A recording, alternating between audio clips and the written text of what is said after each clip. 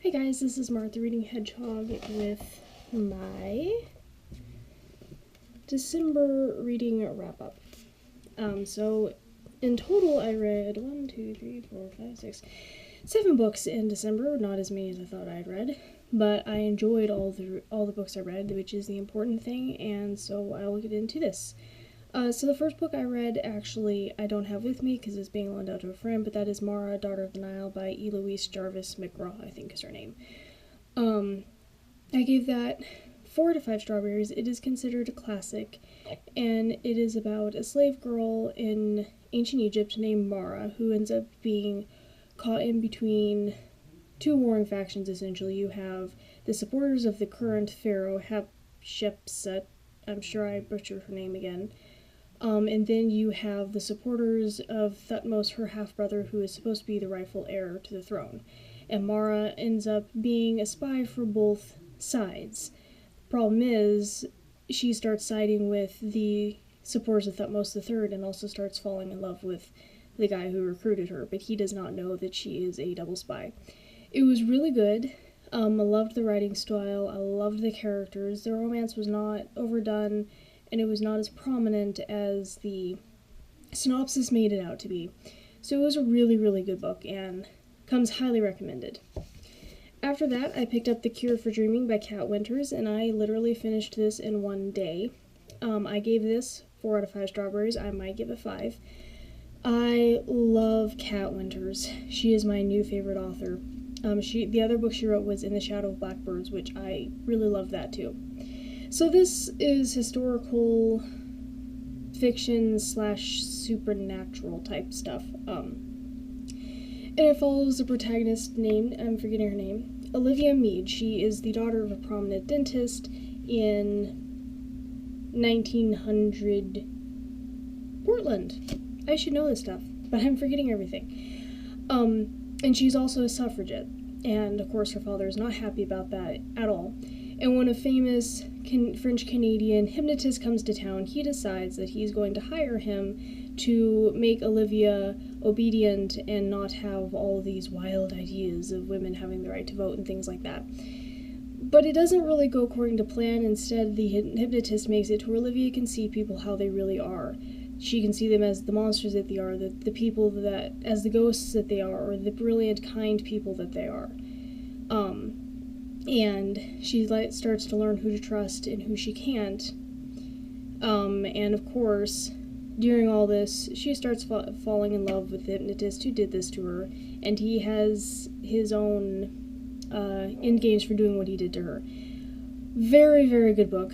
Well written, loved the characters. I have never related to a protagonist quite as heavily as I did Olivia Mead. I mean, just girl after my own heart. The romance was sweet and wonderful. Henry was just, I loved him, and I loved his sister, and I love the concept. This is not as dark as In the Shadow of Blackbirds, but it definitely still has a very gothic feel to it. And I loved how the author addressed the suffragette stuff. I'm so eloquent tonight. Because it did not feel like she was just toting a bunch of feminist propaganda. It was held in a very historical setting. It felt historical, and the way that women thought back then, and totally was great. I loved it, and I also really hated Olivia's father. He was so fun to hate. But yes, loved this book. Probably my favorite read out of the month. Then after that, I just wanted to read something really quick and fun.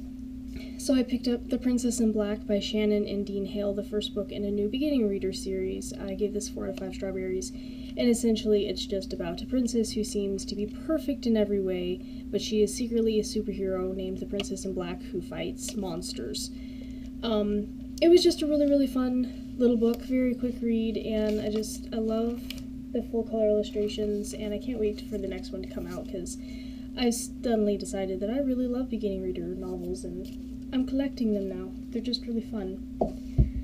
And I still wanted to read something quick before delving into more books, and so I picked up Emma and the Blue Genie by Cornelia Funke. I gave this 4 out of 5 strawberries, and it follows a girl named Emma who finds a genie in a bottle, and she decides to help him get his powers back because an evil yellow genie has stolen his magical nose ring that makes him the most powerful genie in the world, and has now enslaved his country. And classic Cornelia Funke, I loved it. It was fun and quick and just magical, whimsical, very Arabian Nights. I would love this as a kid. And I really wish Cornelia had illustrated this, but the illustrations were still really fun. Then I delved into more thicker books. I finally read The Crown of Embers by Ray Carson, the second book in the Girl of Fire and Thorns trilogy. Gave this 4 out of 5 strawberries. I think I gave the first one 3 out of 5. I liked it, but it felt long in certain areas. I really liked this one. So it takes place directly after the events of the first book. So if you haven't read the first book, maybe don't watch this part because it's going to spoil some stuff. Elisa is now the queen of Brissa Dulce, I think it's called, or Hoya Darana, I don't know, I can't pronounce it. Alejandro is dead, and so she's taken his throne, and people are questioning her ability as queen and able to rule them, and then Viernos are still trying to invade and still trying to capture Elisa and her godstone. And she still doesn't know how to control her powers, and so she's having to learn that, and also realizes that in order to defeat the Inviernos for good, she's going to have to find the source, the actual source of power to the Godstones. And so she sets out on a quest to go find that, amid all these attempted assassinations and court intrigue and things like that.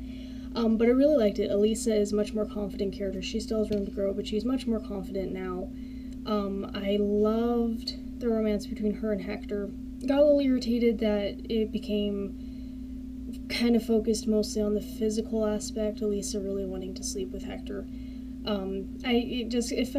It cheapened it for me, and I was sad it did that. But overall, I still really liked it. I love Hector, I love Elisa. I loved the characters that were introduced in this, and the intrigue, and it went faster than the first one. It didn't feel slow at any point. So this was a great sequel, and I can't wait to read the third one. Can't talk tonight. After that, I decided I was going to do a spooky read even though it's December because this book has been on my TBR for too long, and that is Anna Dressed in Blood by Kendari Blake, the first book in the Anna duology. Gave this... Actually, I'm not sure what I gave it. On Goodreads, I gave it 3 stars. On my blog, I gave it 4. So, I don't know. We'll go with 4. I gave it 4 out of 5 strawberries. My blog's more official than Goodreads anyway. So, this follows a guy named Cass, I think is how you pronounce it. It's short for a much, much longer name. And he hunts ghosts, just like his father did before his father was killed by a ghost he was hunting. And so he and his mother, who happens to be a kitchen witch, travel the world, following legends and lore and getting rid of ghosts when they're malevolent ghosts, if they're causing problems to get rid of them. So they end up, I think it's in Canada, and because Cass has gotten a tip on this one ghost called Anna Dressed in Blood, and she tears anyone who comes into her house limb from limb. I mean, it's really actually horrible, nasty. Yes, the author goes into detail. But when Cass goes into the house, Anna strangely spares his life, and he starts to learn that there is much more to what happened to Anna than just a mere girl who was murdered. This book is very dark. But, I mean, it's got some humor. Cass is a wonderful narrator, but it is very dark. It was very gruesome at times. It was very demonic at times. But I really liked the characters. For a horror book, this had surprisingly well-developed characters. I loved the characters. I did like the premise. Reminded me a lot of Supernatural. And the plot was very interesting, so I enjoyed it. I kind of waver between 4 stars and actually 3.5 because I did really like it, but at the same time, I don't really like demonic stuff. I personally don't. So kind of wavers because it was really good. It was very disturbing at times. After that, I wanted to go for something a bit lighter. So I went with Pennyroyal Academy by M.A. Larson, the first book in a new planned, I think it's going to be a 4-book series, but it might be a trilogy, I'll have to check. This will appeal to Shannon Hale fans, especially fans of Princess Academy. This follows a girl who gets called, whose name is Evie. She doesn't actually know her name, but that's what she ends up being called. And she finds herself in a forest. She has no recollection of who she is or even really why she's there.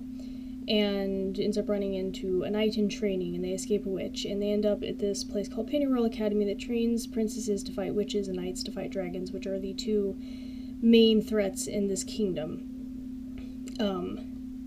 And so she ends up going to Pennyroyal Academy, and there's lots of secrets. You know, what is her parentage? Why was she lost? Why can't she remember her name? And lots of drama and her training and knights and things like that. And it was just really good. It was a lot darker than I was expecting. By the way, I gave this 4 out of 5 strawberries.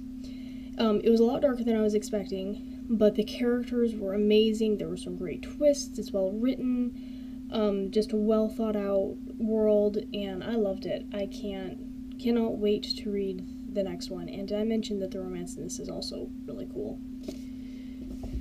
After that, I read Shouldn't You Be in School by Lemony Snicket, the third book in the All the Wrong Questions series.